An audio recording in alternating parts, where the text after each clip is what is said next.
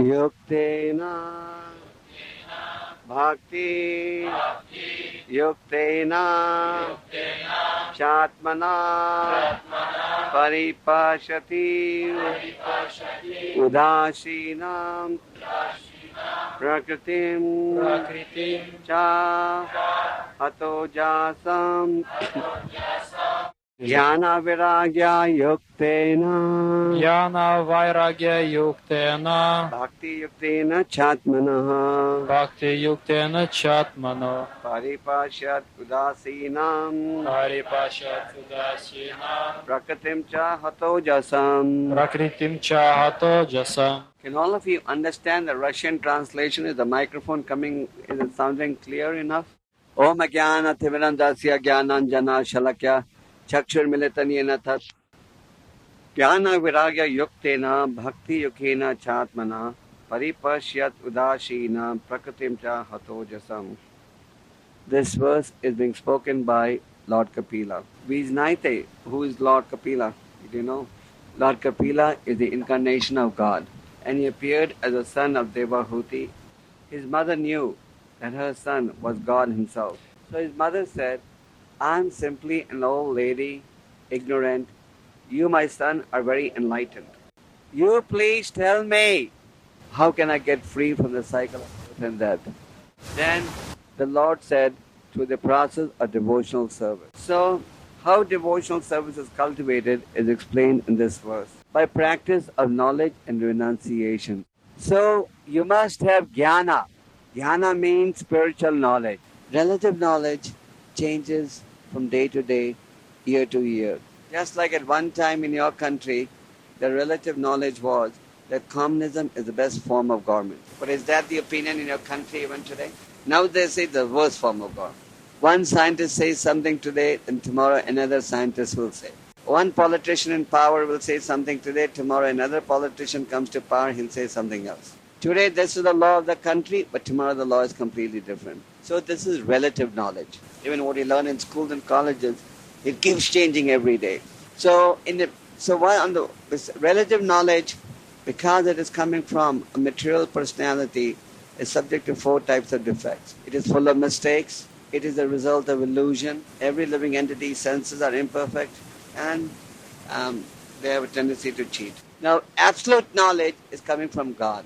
Therefore, it is true yesterday, it was true yesterday, it is true today, and it will be true tomorrow. It doesn't change with the passage of time. Just like the Bhagavad Gita that you read. When you read it, it appears it was spoken yesterday. Don't you get that impression it was spoken only yesterday? When you read the Bhagavad Gita, don't you think it's just for me? These questions that Arjuna is asking are just the questions that I ask. Many times when you give a class, after the class, devotees say, Guruji, that class was just for me. This is exactly what I was thinking that you discussed in the class. And the Bhagavad Gita was spoken 5,000 years ago to Arjuna. But, as we have explained many times, the knowledge of the Bhagavad Gita is at least existing on this earthly planet since over 2 million years. But still, it looks fresh, just like the air you breathe. Every day when you go out, you want to breathe the fresh air, isn't it? It never appears to you, oh, I've already had fresh air so many times, so why should I go out today?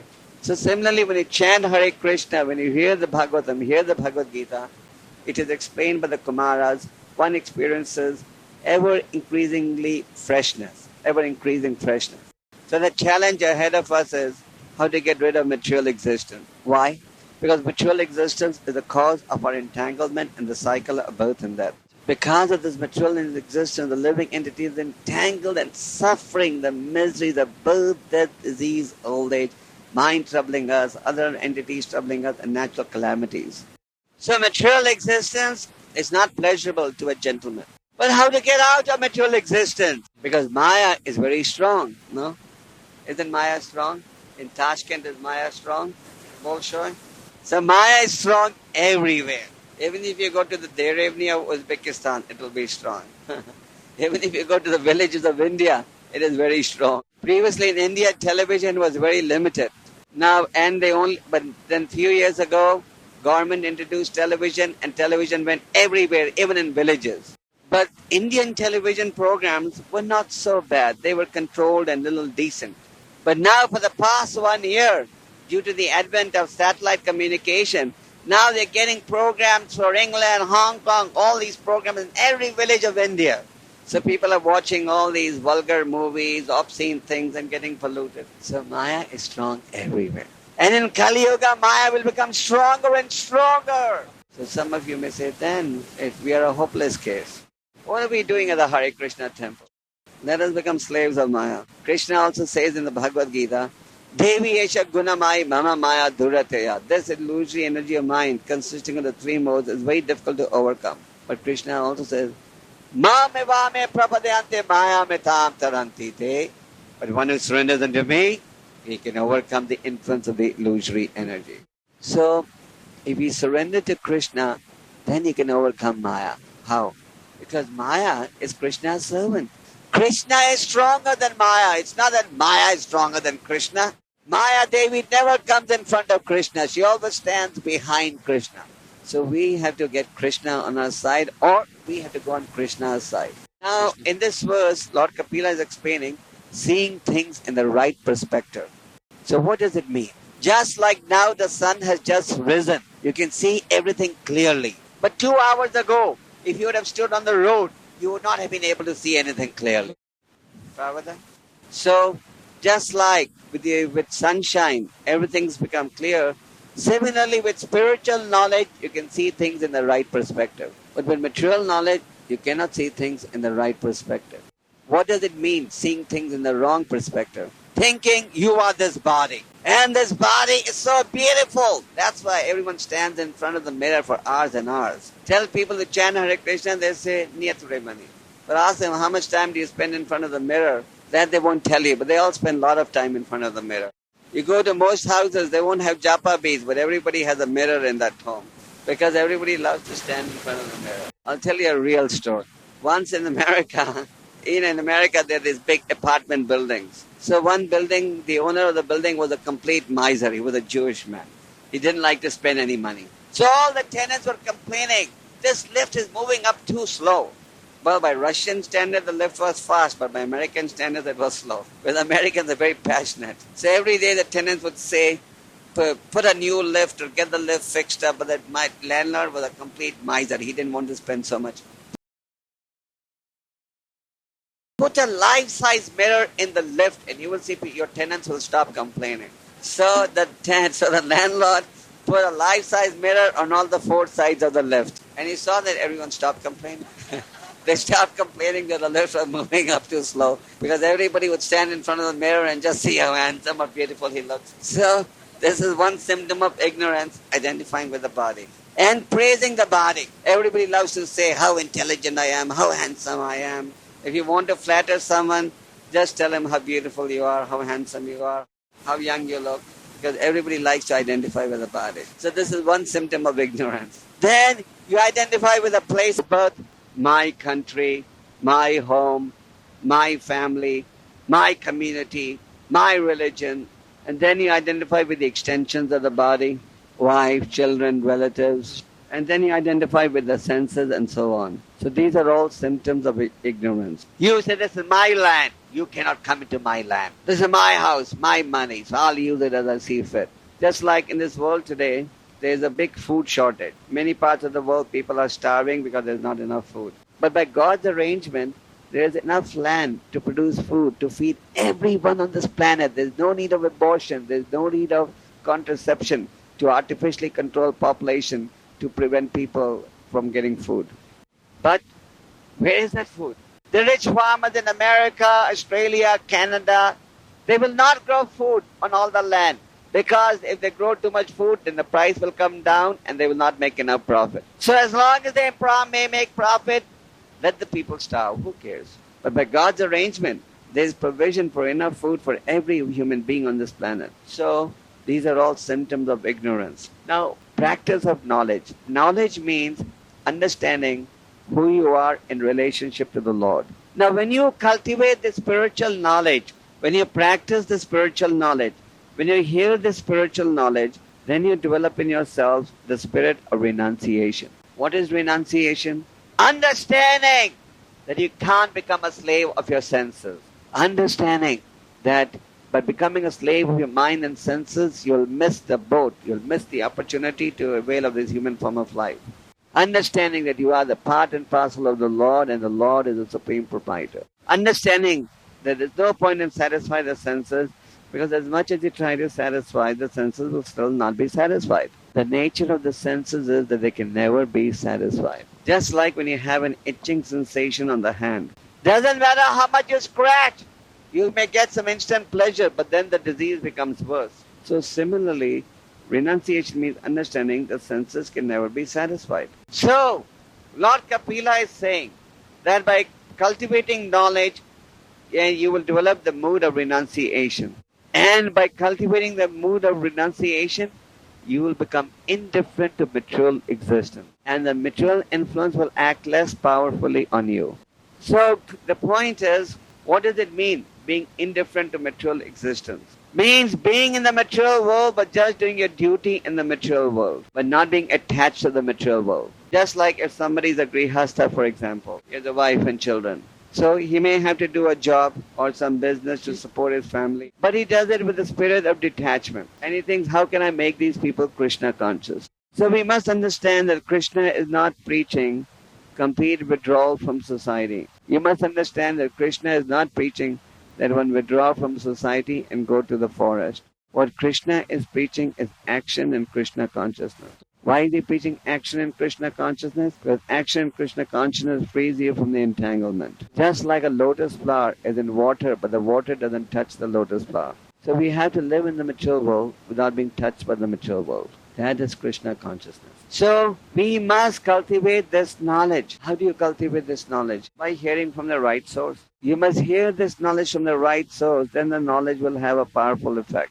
And if this knowledge is heard from the right source, then it will inspire you to take to the path of bhakti. Just like there have been so many translations of the Bhagavad Gita from the beginning. But have these Bhagavad Gitas made any devotees? Till Prabhupada's Bhagavad Gita appeared, there were hardly any devotees of Lord Shri Krishna in the Western world. Because Prabhupada presented the absolute truth. Therefore people got inspired. So we must cultivate this knowledge from the right source. And when you get this knowledge from the right source, then the knowledge will have spiritual potency. And if you don't cultivate it from the right source, then it will not have the desired result. So we must cultivate the spiritual knowledge from the right source. And when you execute devotional service, then this knowledge is being applied in practice.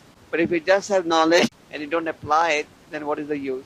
Just like in India, you'll meet so many people who know the whole Bhagavad Gita by heart. But they don't practice the Bhagavad Gita. And because they don't practice the Bhagavad Gita, it's useless. So, devotees in Krishna consciousness, they cultivate knowledge and they practice knowledge. So somebody may be materially uneducated, materially ugly, materially poor, but he has faith in the words of Guru and Krishna. Then he'll be able to succeed on the spiritual path. You may not know one word of Sanskrit. That is immaterial. Once Lord Chaitanya was in a temple in southern India. And as Lord Chaitanya was coming out of the temple, he saw there was one man holding a Bhagavad Gita in front of him. And there was a big crowd of people and they were all laughing. So Lord Chaitanya broke through the crowd, went to the men and said, "Why are you crying?"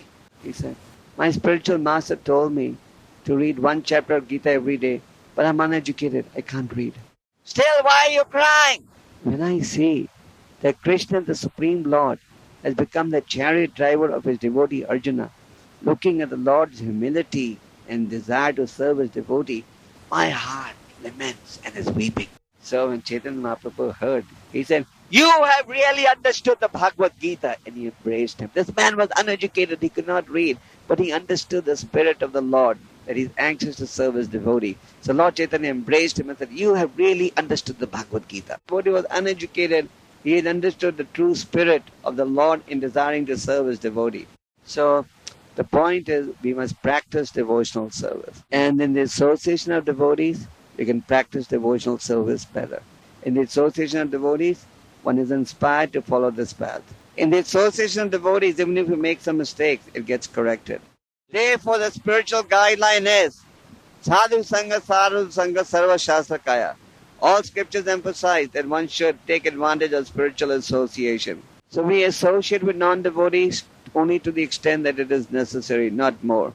And if you associate with devotees with non-devotees to the extent necessary and not more, then you'll be able to make spiritual advancement. And how do we cultivate knowledge? By regularly reading Srimad Bhagavatam and Bhagavad Gita. Those who live in the temple, they should hear the Bhagavatam and the Gita in the temple.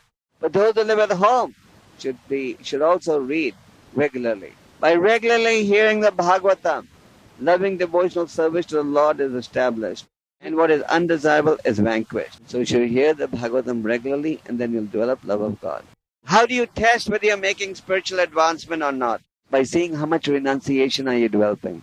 Just like when you're sick, how do you test whether you're getting better or not? By seeing whether your temperature is coming down, whether your appetite is increasing. So we have to see whether our material temperature is coming down or not, whether your material desires are coming down or not, whether your material appetite is coming down or not, whether your material lust is going down or not. And how can this go down? As you get more attached to the process of bhakti. Get attached to the process of bhakti, and your material temperature will automatically come down. And as the material temperature comes down, you will be spiritually happy. Hare Krishna. Hare Krishna. So I'll take on questions for 10 minutes. Once again, I want to apologize to you devotees that I'm leaving so early. This is all due to this misunderstanding about Aeroflot's timings on the tickets that they write. Next time we'll be careful. So any questions? Bistro. By chanting your round every day without fail, being attentive in your chanting, reading the scriptures regularly, and associating with devotees whenever possible. If you take the medicine, you will recover. You can't remain sick and keep telling the doctor and not take the medicine and keep telling the doctor, oh, I'm sick, I'm not getting healthy. Medicine is there, take it. Those who take the medicine, they recover. Those who don't take the medicine, they keep suffering. Any more questions? Well, the chanting of the name of Jesus Christ can help you develop love of God. If you follow the true principles of Christianity, thou shalt not kill and thou shalt always chant the names of the Lord, you can develop love of God. But the names of Krishna are more powerful. But if you follow true principles of Christianity, also you can make spiritual advance. And then gradually you'll come to the stage of coming to Krishna consciousness. Are there any opportunities for us to increase persons in the superior nature of the devotion of the devotional souls? Of course. That is what you do by preaching. By preaching you should impress upon people to convert impersonalists to the path of personalism. Yes, the name of Krishna is most powerful. Therefore we say chant Hare Krishna. In the Quran there are many portions that talk about vegetarianism. Many. I'll bring that book with me next time I come. There's a book published in India which shows that. It's very easy to show animals are the children of God. So I think what I'll do, I'll prepare to stop the class now. I just want to request all of you to please go on with your devotional service enthusiastically. Maya is very strong, but Krishna is stronger. And you are on Krishna's side and Krishna is on your side. So nothing to fear, Maya. Chant your rounds nicely every day.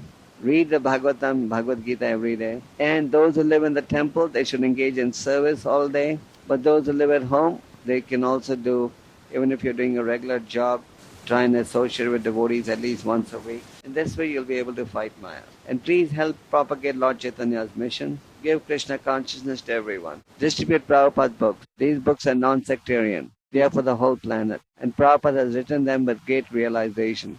He has presented the ancient philosophy of Krishna that is explained by the great acharyas. And Prabhupada has explained all this in simple language. Just like the sunshine destroys darkness, the Bhaktivedanta purports destroy our illusion. And work cooperatively with your yatras. Tashkent devotees should work cooperatively with the Tashkent Yatra leadership and the devotees. In the other yatras, all of you, by working together, your preaching will become more powerful. This movement is the only movement that can save humanity. Prabhupada has built a house in which the whole world can live. So there's room for everyone. Hare Krishna, Krishna Krishna, Hare